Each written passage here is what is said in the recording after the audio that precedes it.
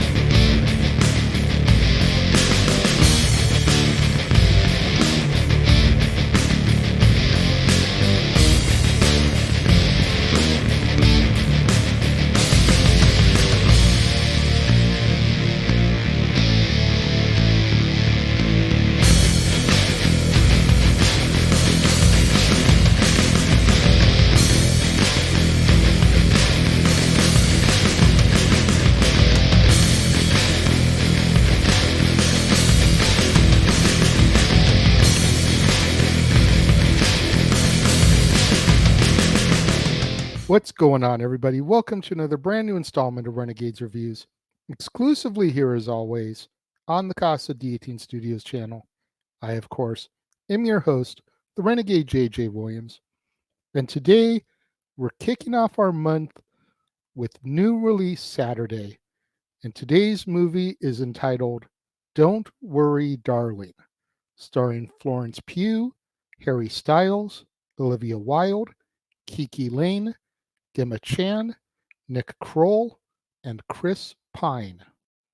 What's going on, everybody? Thank you for joining me here once again for another brand new installment of Renegades Reviews. And as I said in the introduction, it's a brand new month. It's the first of the month. And what better way to kick off the new month than with our very first new release Saturday? But Renegade, why aren't you going to start with the 31 Days of Horror?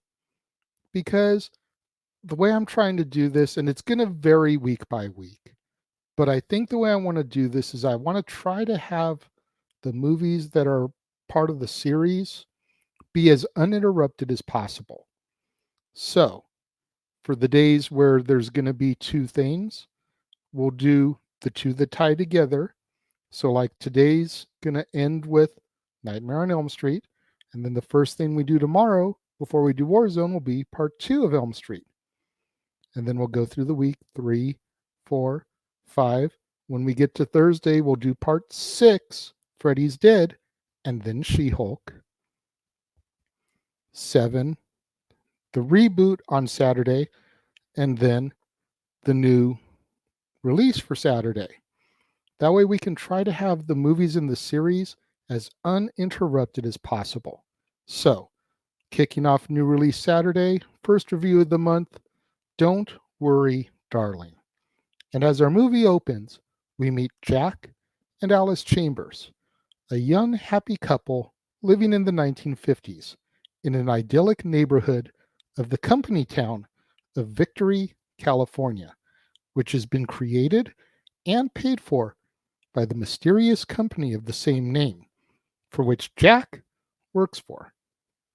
Every day, the men go to work at Victory headquarters, out in the surrounding desert, while their wives, Alice, her friend Bunny, the pregnant Peg, newcomer Violet, and Margaret, all stay home to clean, relax, and prepare dinner for their husbands.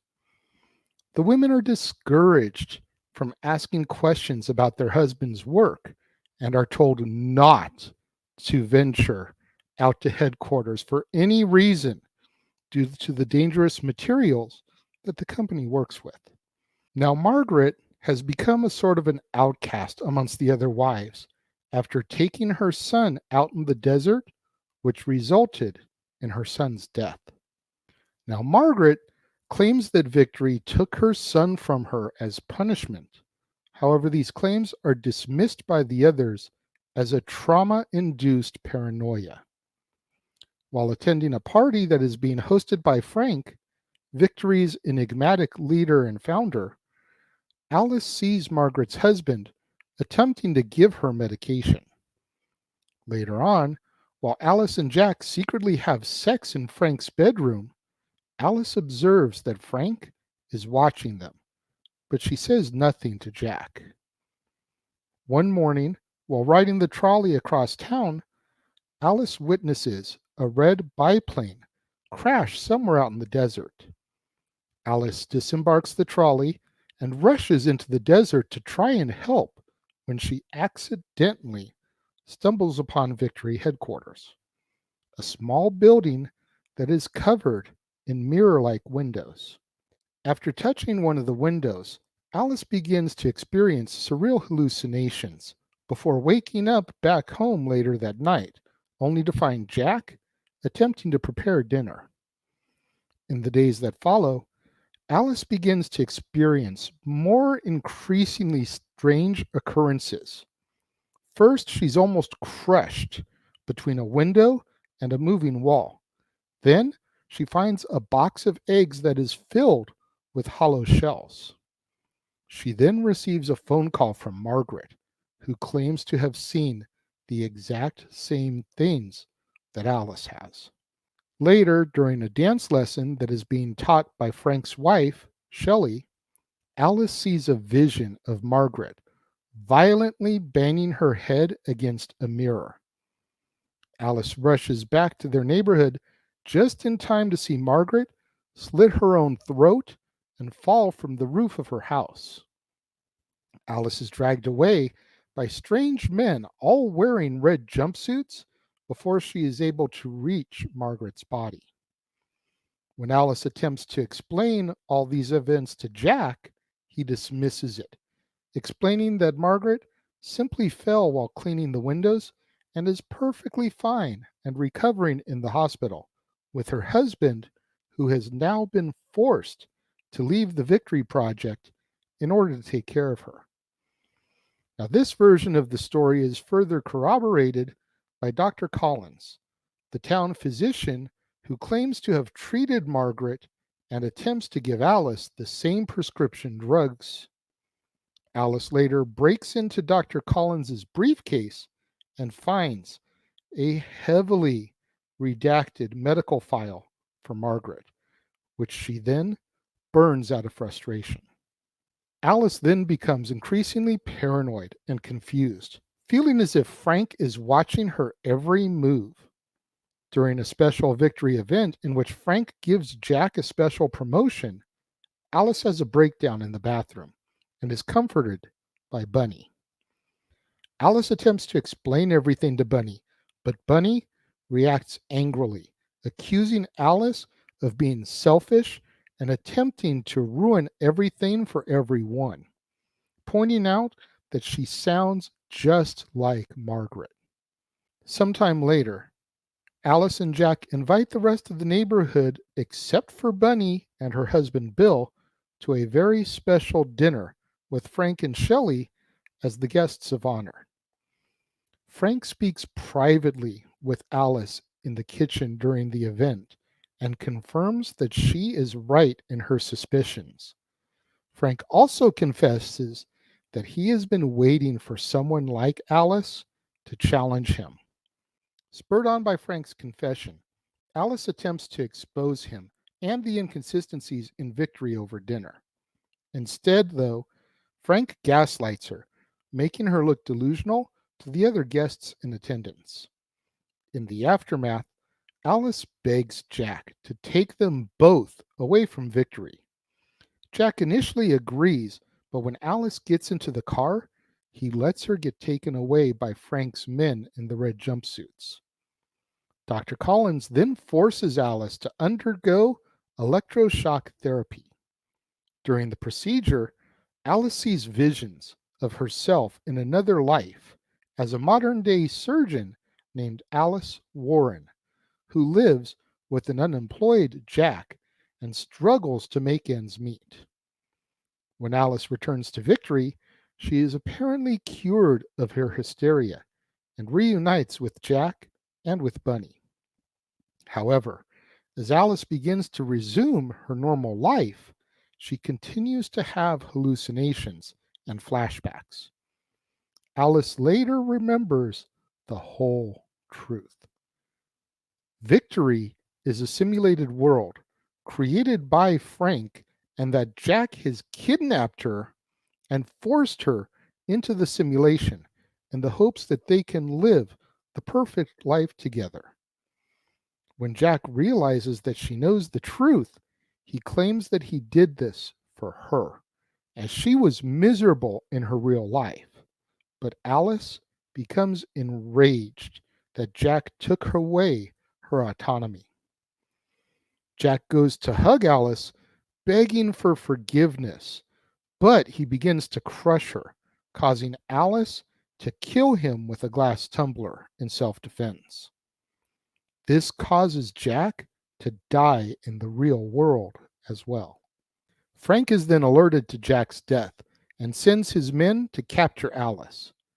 Alice is found with Jack's body by Bunny, who explains that she has known all along that Victory is a simulation, but she chooses to stay anyway so that she can still be with her children who are dead in the real world.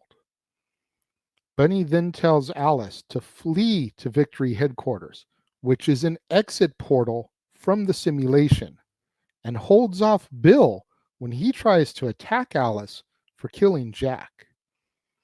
The other wives gradually begin to realize the truth as their husbands panic. Alice then steals Jack's car and drives out towards Victory headquarters with Dr. Collins and Frank's men in hot pursuit. She tricks Dr. Collins into killing himself and several others in a car crash. Meanwhile, back at their house, Shelley stabs Frank to death, claiming that it's now her turn. Alice makes it to Victory headquarters, where she encounters a vision of Jack, asking her to stay. Alice ignores the vision and rushes to the window, just before Frank's men can reach her. Over a black screen, we hear the sound of Alice gasping for air, implying that she was able to escape as our movie comes to its close. This was a damn entertaining new release Saturday flick. I went and saw this in theaters a week or so ago, and I was on the edge of my seat the entire time, knowing that something was up, but waiting for the reveal to find out what it was. And when it was revealed that it was all a simulation, I was like, oh shit, okay. I was describing this movie to my girlfriend, and I told her, to me, it was like a cross between The Truman Show and Total Recall. And she was like, well, that's an interesting pairing. How do you figure? And I told her, well, the town simulation is a controlled world, very much like The Truman Show. Truman is our star. In this, it's Alice and Jack. Everyone goes through the same routines every day, all to try and appease the creator. In this movie, it's Frank. In The Truman Show, it's Ed Harris's character, the TV director. And everything that goes on is done to just appease the creator. Then you bring in the Total Recall part and the virtual reality. You remember Arnold goes under and engages in virtual reality, is that how he enters the world of Total Recall. It's very much the same here. It's a simulation. It's all being put through their eyes into their brain. And I'm explaining this all to her, and she's like, well, it sounds a lot like the Stepford Wives, too. And that very well may be, but I've never seen the Stepford Wives. So for those of you that have seen this in Stepford Wives, is she right? Is this very much another telling of the Stepford Wives? Let me know. If you're watching the premiere, leave your thoughts and comments over here. If you're watching on demand later in the day, leave your thoughts and comments down here. But for someone who hasn't seen that, is my combination of movies spot on as well? Truman Show mixed with Total Recall. Again, let me know if you can see where I'm coming from. If you're watching the premiere, thoughts and comments here. If you're watching later in the day, thoughts and comments down here. When it comes to my rating for this film, though, I thoroughly enjoyed it, and I'm definitely going to be buying it when it comes on DVD, Blu-ray, whatever kind of home media down the road. I give this film 4 out of 5 stars. I almost gave it 4.5. Almost. But I think 4 stars is a good way to go with this one. It very easily can move up in star ranking down the road. But for right now, first viewing, the fact that I'm still super hyped about this film as I talk to you about it almost a week after seeing it says a lot. 4 out of 5 stars for me when it comes to Don't Worry, Darling. What do you guys think? Again, let me know if you're watching the premiere. Thoughts and comments over here. If you're watching on demand later in the day, thoughts and comments down here. I really enjoyed Florence Pugh's performance, Chris Pine's performance as Frank. I thought Harry Styles did a great job as Jack. And Gemma Chan as Shelley, Frank's wife. I thought all those performances were outstanding. And I highly recommend this film to anyone who's never seen it. Make sure you guys tune in at the top of the next half hour, as well as later on today, right here to the Casa D18 Studios channel, as we have so much content still in store for you today. First, another episode of Renegades Reviews here on the Casa D18 Studios channel, and I'm going to be kicking off the Nightmare on Elm Street franchise. You're not going to want to miss out on that. Robert Englund, Heather Langenkamp, John Saxon, Johnny Depp, Amanda Weiss, so many others. Got to make sure you tune in to the very first 1984 installment of A Nightmare on Elm Street. And then later on today on the Casa D18 Studios channel, as well as across the Jeff Meacham Network multiverse of media, it'll be time for another edition of Open Mic Night. Myself, Noah Foster, James Hebert, possibly Jeff Meacham, maybe somebody else will jump in. Who knows what's going to be or who's going to be on the docket tonight.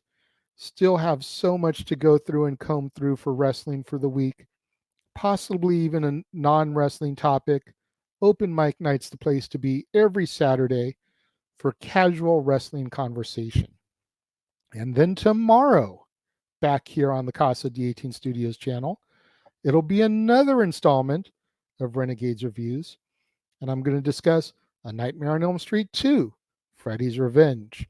Robert Englund returns as the titular killer for the second installment in the Elm Street saga.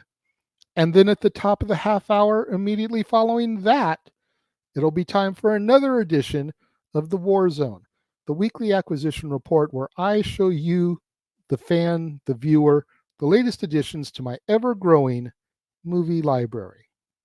You're definitely not going to want to miss out on that right here on the Casa D18 Studios channel, right here on Renegades Reviews, right here on The War Zone, right here on Open Mic Night. There is so much content coming to you guys this month on the channel. There's got to be something that you like. Hopefully you will enjoy what I have in store for you. You'll share it. Make sure you smash that like button.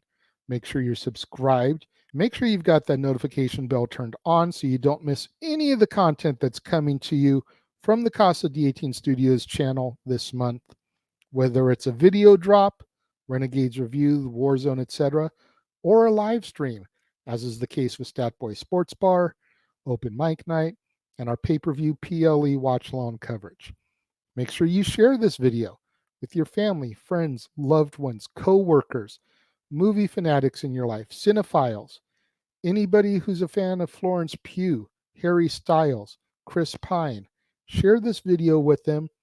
Anybody that you can think of that would enjoy my content and the review for this movie. Do you know someone who's considering seeing this movie? Share this review with them. Maybe my review of it will encourage them to go see it in theaters. It's the only way we're going to boost up my visibility in the YouTube algorithms so I can eventually get monetized, make some money on this endeavor. Thank you once again to all of you who tuned in and joined me here today. It means more to me than you'll ever know. And I will see you guys next time.